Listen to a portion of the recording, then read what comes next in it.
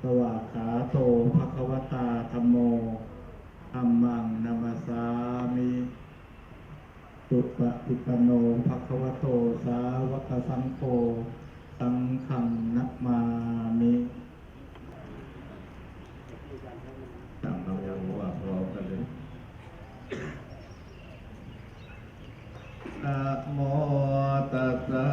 ภะคะวะโตอะระหะโตสัมมาสัมพุทธัสสะสัมพุทธัสสะนะโมตัสสะภะคะวะโตอะระหะโตสัมมาสัมพุทธัสสะอิติปิโสภะคะวะอะระหังสัมมาสัมพุทโธวิชชาจารณสัมปันโนสุขโตโรกวิทูอนุตตโรปุริสธรรมสารติสัทธาเทวมนุสสานังพุทโธภควาติอิติปิโสภควาอะระหังสัมมาสัมพุทโธวิชชาจารณสัมปันโนสุขโตโรกวิทูอนุตตโรปุริสธรรมสารติสัทธาเทวมนุสสานังพุทโธภควาติอิติปิโสภะธรรมสารติสัทธาเทวมนุสสานังพุทโธภควาติอิติปิโสภควาอะระหังสัมมาสัมพุทโธวิชชาจารณสัมปันโนสุขโตโรกวิทูอนุตตโร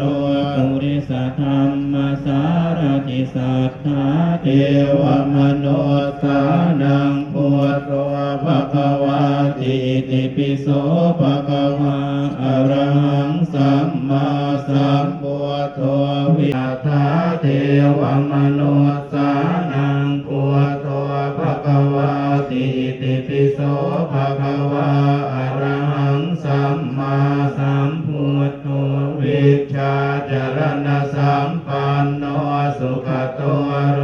กวิทูอนุตตโรปุริสธรรมสารติสัทธาเทวมนุสสานังพุทโธภควาปันโนสุขโตโรกวิทูอนุตตโรปุริสธรรมสารติสัทธาเทวมนุสสานังพุทโธภควาติอิติโนสุขโตโรกวิทูอนุตตโรปุริสธรรมสารติสัทธาเทวมนุสสานังพุทโธภควาติอิติปิโสภมสารติสัทธาเทวมนุสสานังพุทโธภควาติอิติปิโส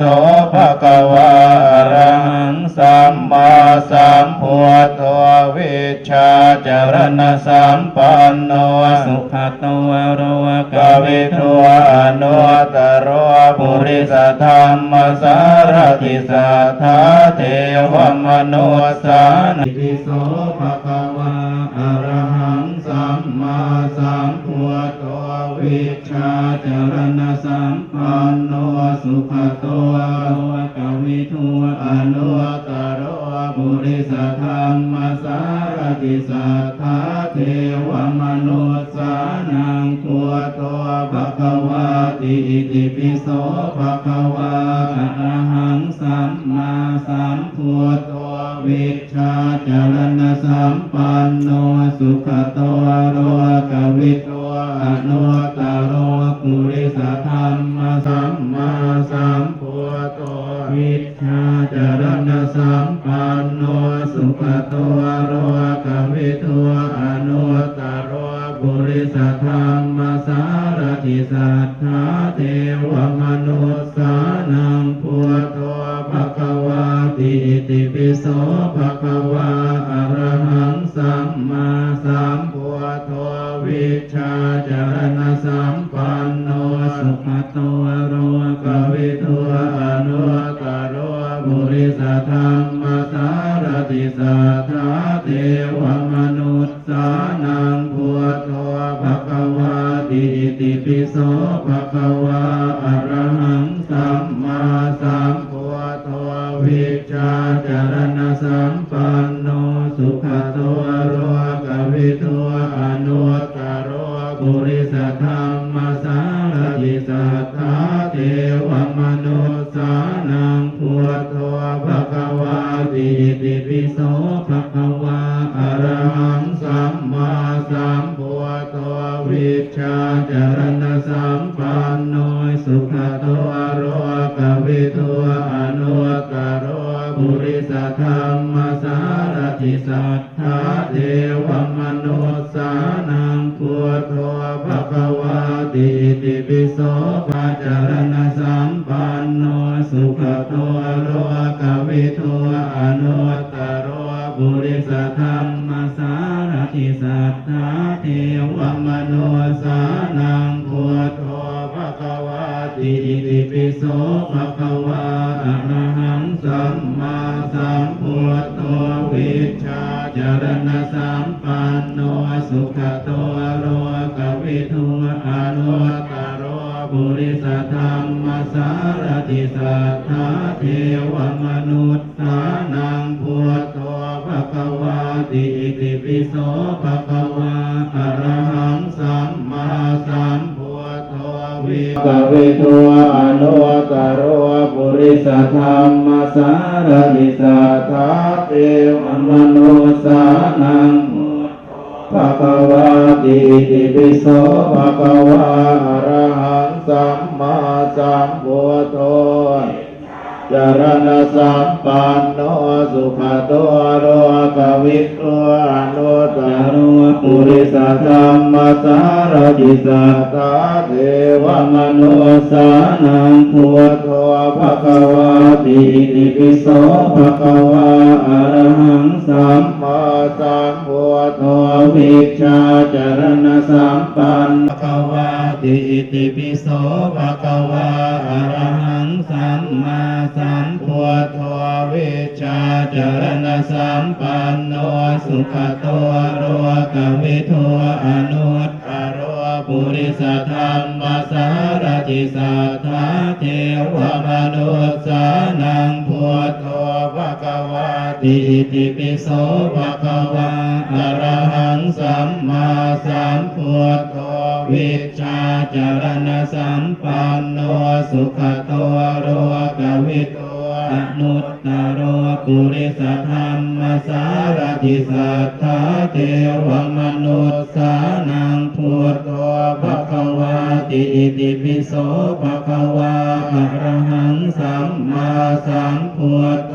วิชชาจารณะสัมปันโนสุขโตสารติสัทธาเทวมนุษย์สานังพุทโธภะคะวาติอิติปิโสภะคะวาอะระหังสัมมาสัมพุทโธวิชชาจารณะสัมปันโนสุขโตโรกวิทูอนุตตรปุริสธรรมสารติสัทธาเทวมนุษย์สานังพุทโธภะคะวาติอิติปิโสภะคะวาอะระหังสัมมาสัมพุทโธวิชชาจารณะสัมปันโนสุขโตโรกวิทูอนุตตรปุริสธรรมสารติสัทธาเทวมนุษย์สานังพุทโธภะคะวาติอิติปิโสภะคะวาอะระหังสัมมาสัมพุทโธวิชชาจารณะสัมปันโนสุขโตโรกวิทูอนุตตรโสภะคะวาอะระหังสัมมาสัมพุทโธวิชชาจารณะสัมปันโนสุขโตโรกวิทูอนุตตรปุริสธรรมสารติสัทธาเทวมนุษย์สานังพุทโธภะคะวา ติอิติปิโสภะคะวะอะระหังสัมมาสัมพุทโธวิชชาจารณะสัมปันโนสุขโตโรกวิทูอนุตตรบุริสธรรมสารติสัทธาเทวมนุษย์สานังพุทโธภะคะวะติอิติปิโสภะคะวะอะระหังสัมมาสัมพุทโธวิชชาจารณะสัมปันโนสุขโตโรกวิทูอนุตตรบุริสธรรมสารติสัทธาเทวมนุษย์สานังพุทโธภะคะวะติอิติปิโสภะคะวะอะระหังสัมมาสัมพุทโธวิชชาจารณะสัมปันโนสุขโตโรกวิทูอนุตตรบุริสธรรมสารติสัทธาเทวมนุษย์สานังพุทโธภะคะวะติอิติปิโสภะคะวะอะระหังสัมมาสัมพุทโธวิชชาจารณะสัมปันโนสุขโตโรกวิทูอนุตตรบุริสธรรมสารติสัทธาเทวมนุษย์สานังพุทโธภะคะวะติอิติปิโสภะคะวะอะระหังสัมมาสัมพุทโธวิชชาจารณะสัมปันโนสุขโตโรกวิทูอนุตตรบุริสธรรมสารติสัทธาเทวมนุษย์สานังพุทโธภะคะวะติอิติปิโสภะคะวะอะระหังสัมมาสัมพุทโธวิชชาจารณะสัมปันโนสุขโตโรกวิทูอนุตตรบุริสธรรมสารติสัทธาเทวมนุษย์สานังพุทโธภะคะวะติอิติปิโสภะคะวะอะระหังสัมมาสัมพุทโธวิชชาจารณะสัมปันโนสุขโตโรกวิทูอนุตตรบุริสธรรมสารติสัทธาเทวมนุษย์สานังพุทโธภะคะวะติอิติปิโสภะคะวะอะระหังสัมมาสัมพุทโธวิชชาจารณะสัมปันโนสุขโตโรกวิทูอนุตตรบุริสธรรมสารติสัทธาเทวมนุษย์สานังพุทโธภะคะวะติอิติปิโสภะคะวะอะระหังสัมมาสัมพุทโธวิชชาจารณะสัมปันโนสุขโตโรกวิทูอนุตตร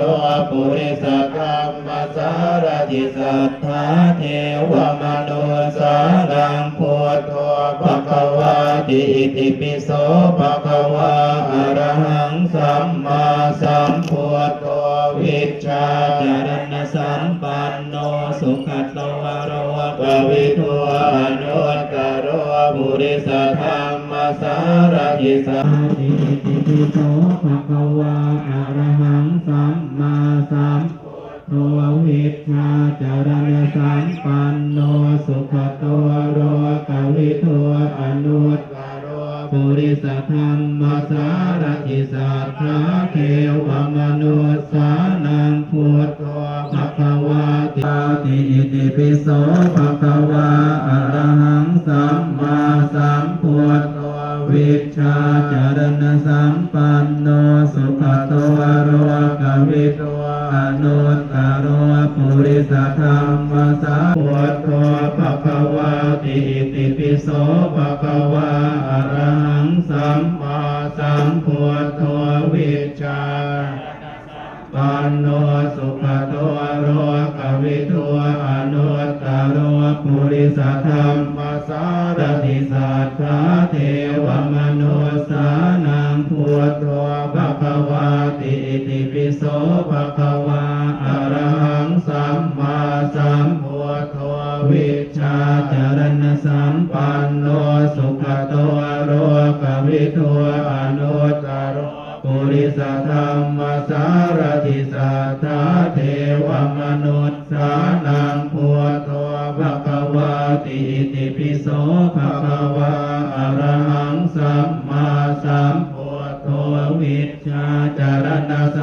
ปันโนสุขโตโรกวิโตอนุตตรปุริสธรรมสุขโตโรกวิโตอนุตตรปุริสธรรมสารถิสัทธาเทวมนุษสานังพุทโธภควาติอิติปิโสภควาอะระหังสัมมาสัมพุทโธวิชชาจารณสัมปันโนสุขโตโรกวิโตอนุตตรปุริสธรรมสารถิสัทธาเทวมนุษสานังพุทโธภควาติอิติปิโสภควาอะระหังสัมมาสัมพุทโธวิชชาจารณสัมปันโนสุขโตโรกวิโตอนุตตร ผลบุญนี้เถิดอะหังสุขิโตโหมิขอให้ข้าพเจ้านี้มีความสุขอะหังนิพพุโขโหมิขอให้ข้าพเจ้านี้พ้นจากทุกข์อะหังอะเวโลโหมิ ว่าพร้อมกันได้อยู่อะระหังสัมมา